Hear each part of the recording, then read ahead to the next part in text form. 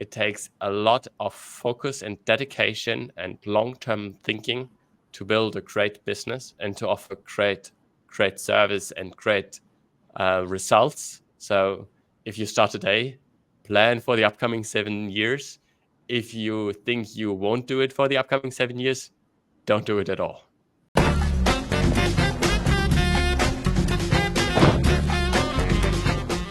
Welcome to a new episode of the Dev Device Podcast. Today I have Mr. Max Hofmann with me. Welcome, Max. Hello, welcome.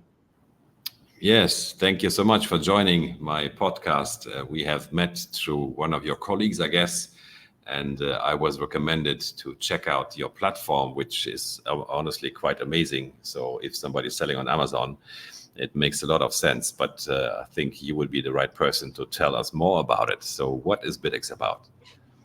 Yeah, so I started selling on Amazon myself back in 2015, and I was responsible for managing the ads. And at that time, it was like an all manual process. So I was frustrated in investing hours every single week to increase bids, decrease bids, shift keywords, and so on. And it was at that time when I met my wife, Nadine, who studied computer science, who said, like, I can probably write a script for you that is going to automate everything that you're doing now. And Wow. that was kind of the start of BidX. So we automated everything regarding Amazon advertising for ourselves. And then we shared the solution with friends who struggled with the same issue. And we realized that there's like a really high demand for automated Amazon advertising automation. And so we found a second company in 2018 and built now a team of 40 members over here in Europe, where also our headquarters is located, and 5 team members in the US, where we do have a subsidiary in New York. And we serve, like, meanwhile, over 2,000 brands who are having a much easier life nowadays to have more free time and focus on what's important for them. Wow. Yeah, that makes a lot of sense. 2015, you started. I started 2014, by the way, to sell on Amazon. Wow. So we are basically on the same boat here, on the same page. But yeah, I didn't meet a wife who told me how to automate PPC campaigns. So you're a lucky boy. Yeah, that's an amazing story already.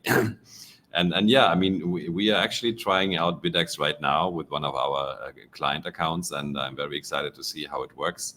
And of course, I mean, automation for PPC makes so much sense, and there's so much work that can be done by AI or by automation that will make our lives easier. So I completely understand that this is a very interesting business model, and many Amazon sellers, or basically everyone, would be interested, to check it out and see how it works. And you already have 2,000 clients, you said? Yeah, so it is 2,000 advertisers on our platform. For instance, over here, just in Germany, we work with 60 agency who have like over 1,000 customers they are serving. So we don't have, in that case, the direct relationship to the customer, but we serve the agency, and the agency is then working with like 20 customers each. So we have these advertisers on board, and our system is optimizing the campaigns for them. And really, the profitability came in like at a really high priority, especially since last year, like during 2020, 2021. And so cost did not really play a role, and there was so high demand. So everybody focused on like generating more top line, because it absolutely also generated like more bottom line. But nowadays, like with all the increased costs, it is like much harder to scale brands' profitability. And that is like where BidX and its AI is coming in very handy. And it's like a hybrid approach where you also have like customized individual manual rules that you can just like create and then combine these with the AI.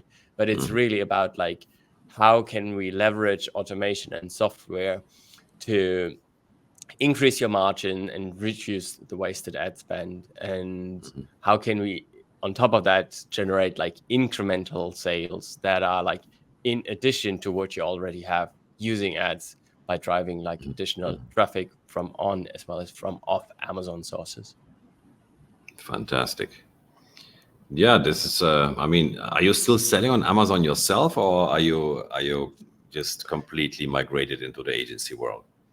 So we started with BidX in 2017, and suddenly BidX grew quicker than our recent Amazon venture. So we had to make a decision in 2019 if we want to continue selling on Amazon and scaling that, because it's a full-time job and it needs Yeah. like full focus. Otherwise, the competition will crush you, and you won't be able to crush the competition. At least at that time, we did not have the resources to put like a senior leadership in place. So we exited Amazon in 2019 ourselves, cashed out, and focused on building BidX afterwards. I'm laughing because it's the exact same year when I sold my Amazon brand as well. So Yeah, we both kind of yeah, left Amazon as a seller in 2019, and it might since have been a then, bit early. So there was like yeah, yeah, much yeah, more structure in place with mm, all the aggregators, especially mm, during the COVID time where you mm, received crazy multiples, but you never yeah, got like poor when selling something or cashing out. Yeah. yeah, yeah, true. But we also know that the aggregator story has also went down quite a bit recently. So I mean, Well, for the but yeah, and aggregators, yes. For the brands who sold, I think yeah, it was many of definitely a good those, and idea. we know many of customers. We lost many Mm, customers back then who sold like to smaller mm, aggregators, to aggregators mm, far away from mm, Germany, um, and they are very happy. They were mm. very happy afterwards. Yeah. That's good. That's good. Yeah, timing is everything.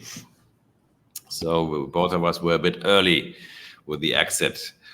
But let's get back to Mr. Max on his life story. So, what I love to do on this podcast is to hear how somebody became the person he is today. So, let's do the time travel thing and meet 10-year-old Max. Where was he living? What was he doing? What was happening in his mind?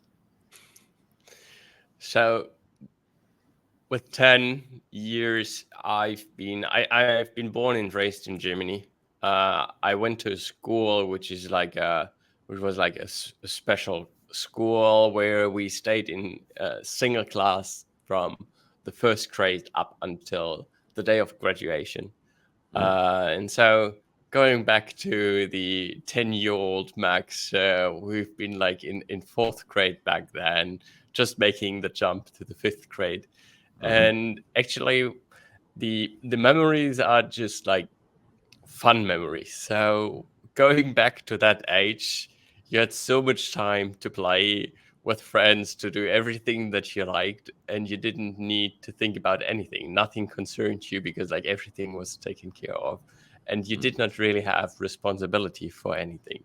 It was probably a time that was like very freely being used, but it was also a time where you started to learn everything, and that kept on going over the upcoming years. And if I go like just ahead 1 2 years, I can remember that already. Like in sixth grade, I started to think about how can I increase the amount of like pocket money that I generate. Taschengeld.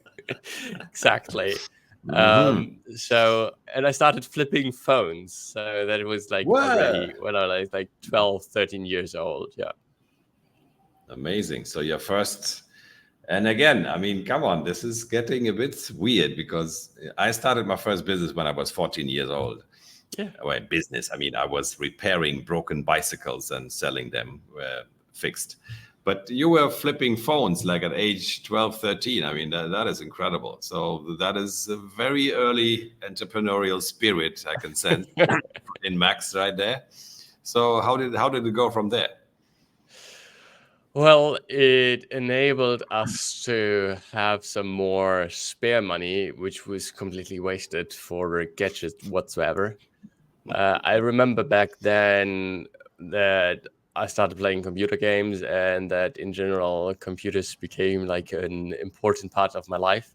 And so in 8th grade, then we had like in that year a special project that we needed to focus on for like a couple of months.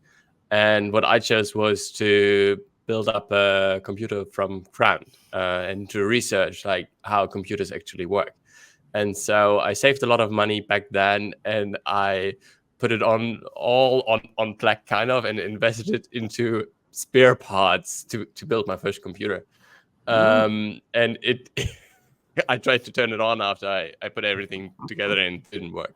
So I went forth and back with the support, and they were like super happy to help like this little child who didn't know anything about anything. But finally, somehow it worked, and from then on, I knew probably much more about computers and how they've been built, and you were also able like to fix broken computers, to add like some parts to old computers to have them again running faster and extend the lifetime. And I started a computer service company kind of out of my Oh, not really, but look at you. like I started to help friends and family to decide on what to buy, and if they wanted a new computer, then I bought all the parts and built the computer for them. And again, like it really helped me to create the first invoices kind of and to find the opportunity where our needs, and how can you build a skill set to fulfill these needs. And if there is something that somebody needs and they are willing to pay for it, then you can leverage and double down, and you can earn some money by providing a solution. And at the end, it's like a win-win-win situation. Wow. So already 2 businesses. Still as a school kid. Fantastic. So when you graduated from high school, I will call, I think it's Abitur that you did, right? In Yeah, Germany, we it's like call it A Abitur. level. Yeah. Yeah. So did you, I mean, that's the first big decision we all have to make as a kid, right? I mean, or as a teenager. So then the question is, am I going university? I mean, back in my days, there was the civil service or military service was mandatory.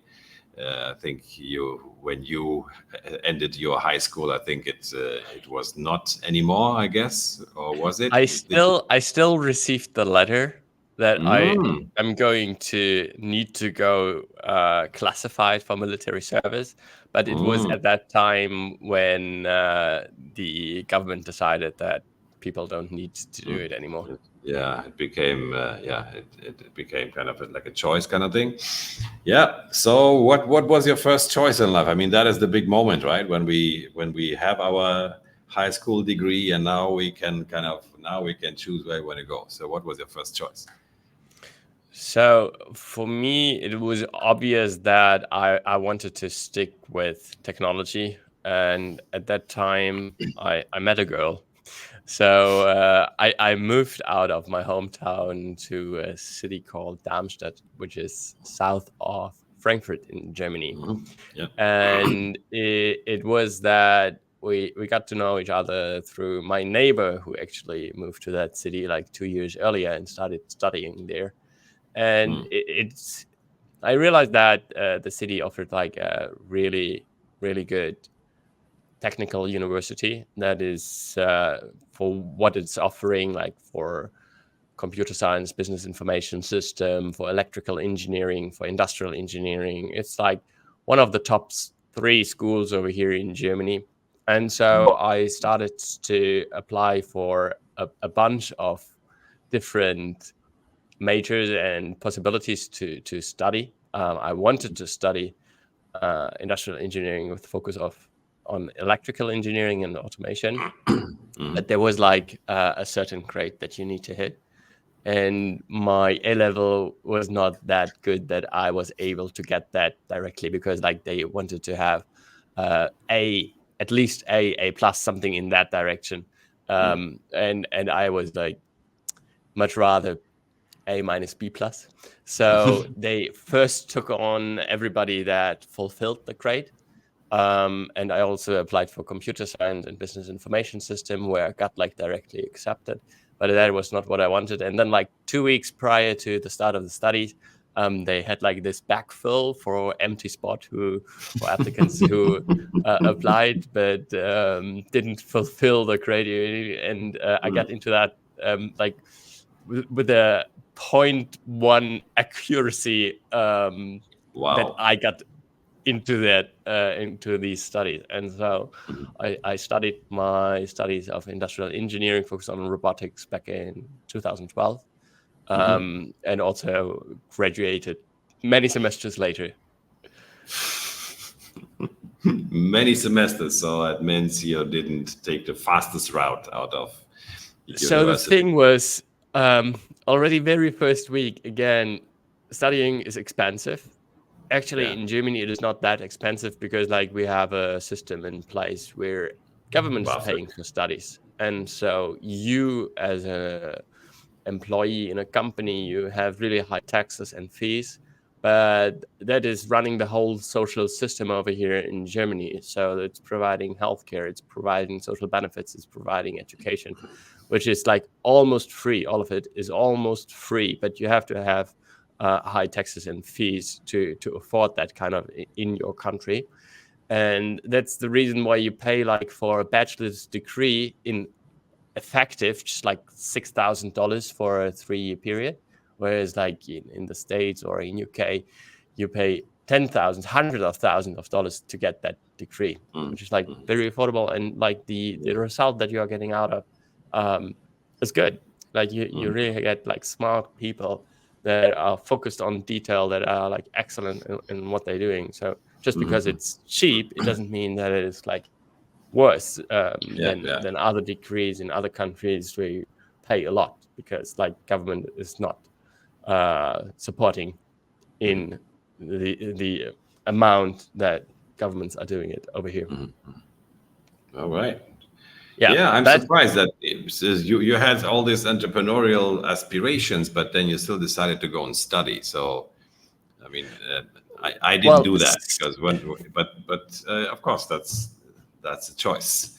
And yeah, so the question was, what do you want to do in life? And I knew that I wanted at some point probably to start my own venture and become independent. But first you need to learn all the ins and outs. And also, like, even though the studies do not cost a lot in Germany, life does. And so if you want to have fun while you're studying, you need, again, some spare money to spend. And that is when we already, like in the very first week of our studies, we got into a random group of about like 10 people. And that group really lasts long throughout the whole studies. And we were brainstorming how can we generate some money while we were studying. And we wanted to start, like, at that time, smartphones became more and more popular, and they received more and more glass on the front and then on the back. And so wanted to start a company that was focusing on the repairs and the buy and sell of smartphones, which we ended up not doing. We just flipped some phones again. And we wanted to start another company where we thought, like, all these plugs and outlets are like mechanical, 100 years old. Why is that so annoying? Why can't we just have like plugs that are similar to the MagSafe from Apple MacBooks, kind of, that work magnetically? So we wanted to start a company that is going to revolutionize the plugs, and also, like, they are different all over the world. Realize that you probably need $1 billion and good relations to government and politicians to make a change like that. So we started many different ventures. We tried to start many different ventures where most of the time it failed. And then you realize maybe you should just get a job. That makes it easier in the beginning, where you can also like save some money that can then afterwards get invested again. And so I started working at T-Mobile, T-Mobile's parent organization, actually, over here, like in Germany, the Deutsche Telekom. Okay. And I was like in the smart home division. And over there, I met a guy. His name is Andreas Reiter, Andy, and that was like back in 2015. And he found this Udemy course in America, starting your Amazon FBA business, launching products on Amazon, sourcing from China.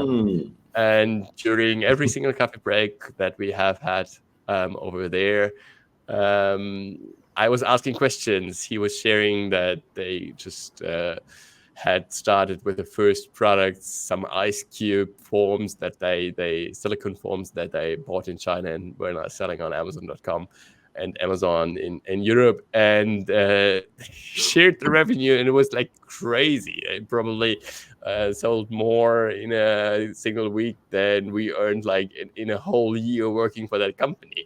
And it soon became clear that like working in an employee relationship is safe, but it's also like very limiting on where you can go.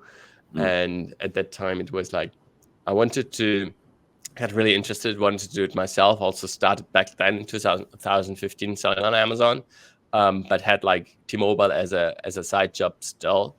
And it was at that time then when I agreed with my manager that I can come and go when I want to, but you have some holidays where you get paid for.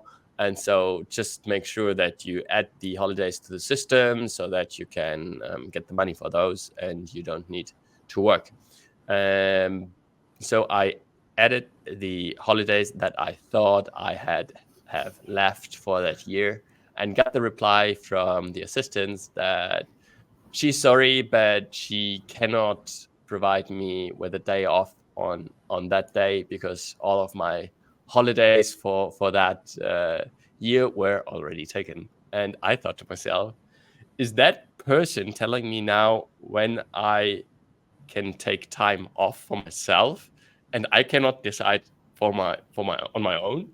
And that was kind of the turning point where I said, like a regular employment is nothing for me. I think getting self-employed is much harder. It provides you so many. It's so risky, and oftentimes it doesn't work out. But if it does, it enables you to access freedom, and that is like the pursuit that we were focusing on, and that we're also then when we said, okay, we're going to terminate the contract with T-Mobile and start doubling down on the Amazon business, and that worked out pretty quickly, actually. But I mean, it's amazing to see how fast your Amazon business actually was profitable and generating lots of revenue. I mean, that was kind of a no-brainer, right? I mean, the scary part is to leave your job when you don't have another source of income. That is like a really scary thing to do. But if it's already working, I would say, yeah, I mean, that is just like a logical step to say, wow, I mean, this thing is, we can sell ice cube forms and make more money in a week than we make, at Telecom in a year. So yeah, I mean it's top line, so you can't compare bottom line that you end up with a salary that you are getting, but just like the volume. Andy, by the way, ended up joining BidX as well. So he's one of our most experienced colleagues that we do have on the team, and he really understands all the ins and outs. He also exited the Amazon brand and realized that selling on Amazon is fun, it's profitable, but if you do it yourself, it's a little bit like playing a computer game, sometimes like really lonely. And so running a software company, it's like all about the team, all about the people, and grow yourself, which does have its own interesting factors where you realize like it's not all about the money, it's about like how you spend your time for your life, working, living, and so on. And you realize that if you receive sufficient amount of money so that is kind of not a topic anymore, then you start like how can I do something that I really enjoy, where I do have fun, where I have like colleagues being around with, where I can play ping pong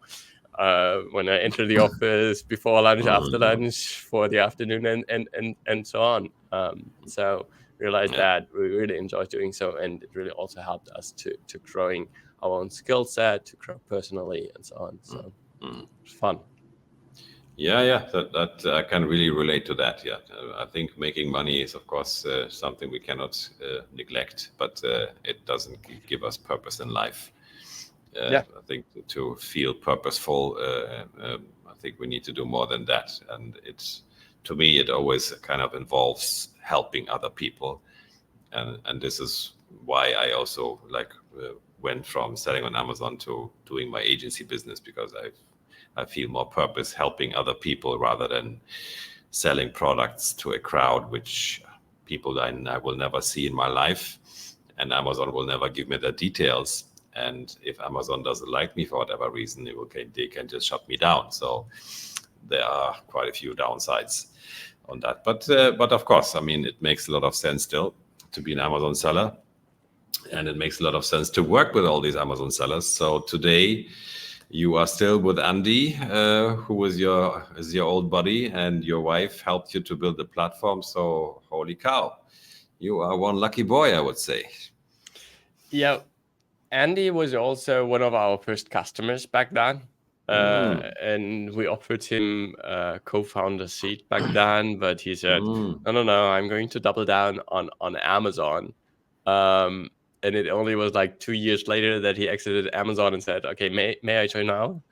And we found, like, back then, we also found like a third co-founder, who is Dominic, who became our CTO, who was like much more experienced in building software applications and All right. design beautiful websites. So it was like Nadine, Dominic, and I who like officially found the company back in 2018, even though Nadine and I already like started building it from 2017 on. Fantastic. So just to dig a little bit deeper into into BidX. So where do you feel is like, what is the core value that or the technology? How does it actually help an Amazon seller to optimize the PPC campaigns? Is its core, is it like AI driven, or is it what is kind of happening behind the scenes? Just, I mean, if Yeah. whatever you are So okay to share. the three core focus topics that we do have is save time, increase profits, increase top line sales. And how we are doing that. So we are saving time by what we started with our automatic bid and budget adjustments, as well as keyword harvesting. So within How BidX, does you do that have the work? possibility. Yeah. The keyword So within harvesting. BidX, you have the possibility to create manual rules where you set up, if my ACOS is at 30%, if I generate more than 10 clicks, if at least like 3 days elapsed, then I'd like to decrease my bid, or I'd like to increase my bid. And also you can set the conditions on when a search term from an automatic campaign, for instance, should be moved like to a broad, to a phrase, to a product category. Okay, so the campaign. harvesting happens from auto campaign, is that right? So you would run Yeah, an auto campaign, and then whatever works in the auto campaign, that one you would kind of, the system would recognize that this specific keyword has potential, and then you would kind of bring it over to your. think of it as a sales funnel. So you do have like automatic campaign at the top, who's harvesting all the keywords that you not manually All took right, care all right. of. They are moved like to broad campaigns, where again you just enter like 2 keywords as a text kind of, and then the search terms can be much broader, where Amazon's going to add words in front, in between, behind.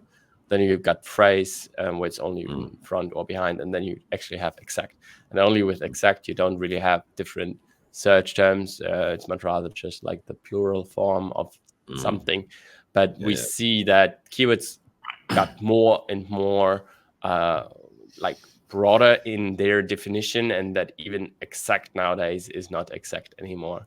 But think of it as a sales funnel. So from automatic campaigns, we take search terms, from prod campaigns, we take search terms, from price campaigns, we take search terms, and these are going to get harvested. Right. And on the one side, you do have like these customized manual rules where you can dictate and stay in control, but this is working together with our AI, and you can combine both to have like this hybrid approach. And that is what we really saw as a USP, where you do have great solutions that are super detailed with the manual rule set, and then you do have like these black box AI offers, and neither of those are really providing you what you really need, and that is like precise control for the most strategic keywords that you do have, but like automation as a backup and for the rest.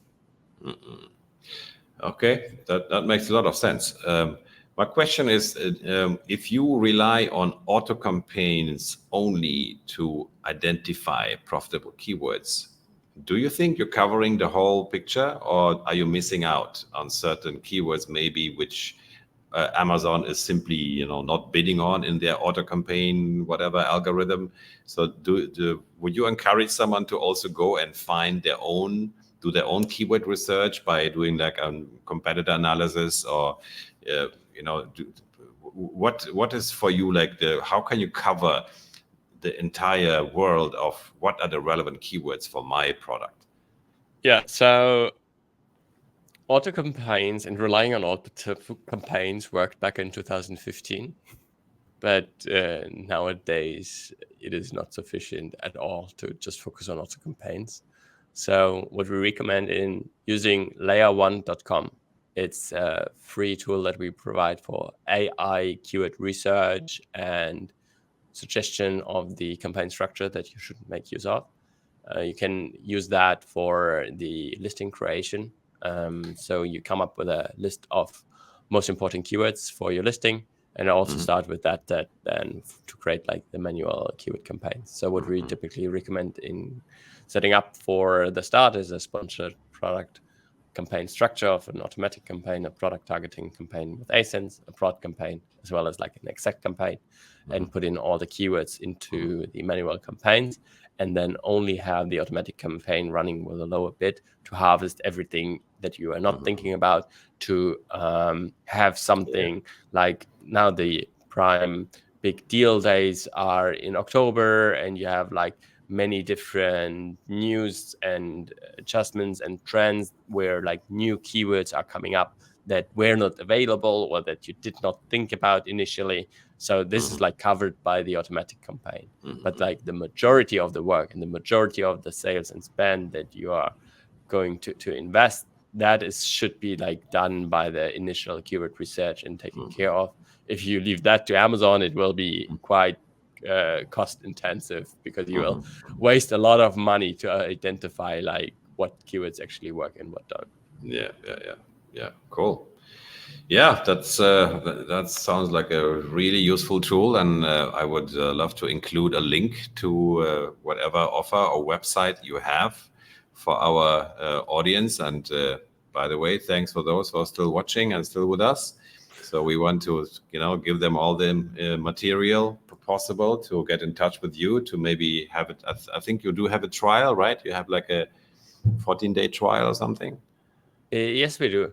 What we typically do is we start with an audit. So what we can do, we can put the link to our audit into the show notes, and whatever solution you are currently using, we would like and would love to see how BidX would compare, and we would check on what is working very well in your account at the moment, which opportunities do you at the moment make not use of, and we would break that down. And if we realize that at the moment you're doing a brilliant job either with your current solution, with your agency, or if you're doing it in-house, we will just provide the feedback.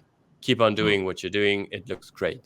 However, most of the time we identify a lot of wasted ad spend, which you can probably cut, which the system is going to help you to cut in increasing your bottom lines. And it's not only increasing your bottom line through that, but it's also like We check paid and organic rankings. We check your inventory levels. If you run out of stock, we will reduce bids. We check your bestseller rank. So there are like so many different factors that are taken into consideration when like increasing your profit margins. And with the audit, you can really get a transparent overview of BidX capabilities and what we would pull and recommend for you to further grow as a business and to further grow your total profitability. Yeah, I mean, I really love this approach because most service providers that I have met, it's they just, they're selling the service, and it's really hard for a seller to make a decision like, is this going to work or not? So you basically have to get on board, and then, but what you guys do, I think, is really helpful to give people this kind of audit where within 2 weeks by the way, my audit is happening, I think, right after this call. Where people can actually see, is this working for me? Am I missing something? If I'm doing well, or if your software cannot really help me, then we just say goodbye and all the best. But if you can identify like areas of improvement, then we go to the next level, and I think that's makes a lot of sense. Yeah. So our service is expensive. So we really like to show what additional value you will get out of it. And you always realize that money is relative. So if the investment that you are making is providing you an excellent return, then you are willing to pay thousands and tens of thousands of dollars, as you do for Amazon advertising nowadays. And it's actually like the only real spend that you can control yourself. You can't change like the Amazon selling fees. You can't change like how much it costs to ship an FBA unit. You can't change Amazon storage fees. But Amazon advertising nowadays has like a really big impact on bottom line. We see typical people spend 10 to 15% of their total sales on advertising, meaning TAR costs of 10 to 15% in average to further grow their business, to have like healthy margins. And this is huge. And so if you're at the moment like at 20, 25, then you can probably just improve your advertising and get like an additional 10% of bottom line for your business. That makes a lot of sense. Yeah, man. So let's check out BidX. I'm excited to see how it will work for our clients. And as a parting note, I would love to hear, what were your biggest learning experiences, lessons learned in your entrepreneurial journey? What kind of advice would you give 10-year-old Max today? It takes time. So there is no overnight success, and everything where you try to cut through and get to the result quicker, it will come back to you. I just finished my first Ironman, full distance Ironman in August over here in Germany, and it took me like 3 years of training in preparation for like one single day. And it's the same with business. We are running Amazon advertising automation. And it's not only for PPC, but it's also like for Amazon DSP, that is display and video advertising on and off Amazon, and Amazon Marketing Cloud Insights. So we do this now for over 7 years. And we do this like every single day. And we said like, we are going to focus just on advertising because there are so many all-in-one solutions that are lacking the depth. And we said, okay, we double down on this and we will do it. And we will become the expert. We will become the best in that field. And it pays off after years. It does not pay off after the first or after the second, and especially with software revenues. They are like tiny in the beginning, and you really need to look at the customer lifetime value over time, but it will grow, and it will grow exponentially. So I would say it takes a lot of focus and dedication and long-term thinking to build a great business and to offer great service and great results. So if you start today, plan for the upcoming 7 years. If you think you won't do it for the upcoming 7 years, don't do it at all. Wow. This is very impressive, man. Yeah, this is something which also goes along with what I heard from another coach who said, a business typically takes 5 years from beginning to success. So yes, I think this long-term thinking is a very, very important part of the entrepreneurial mindset. And when people just, try it out for a few months and it's not working, so it's probably not the business's fault, but this kind of being patient mindset, I believe it makes a big difference. Mr. Max, it was a pleasure to have you here on my podcast. It was great to hear your life story and your insights. I will put everything needed under the description, and we will stay in touch. And I'm excited about where BidX is going from here. Dane, thank you so much for today. Thank you for having me, and wishing you a great day.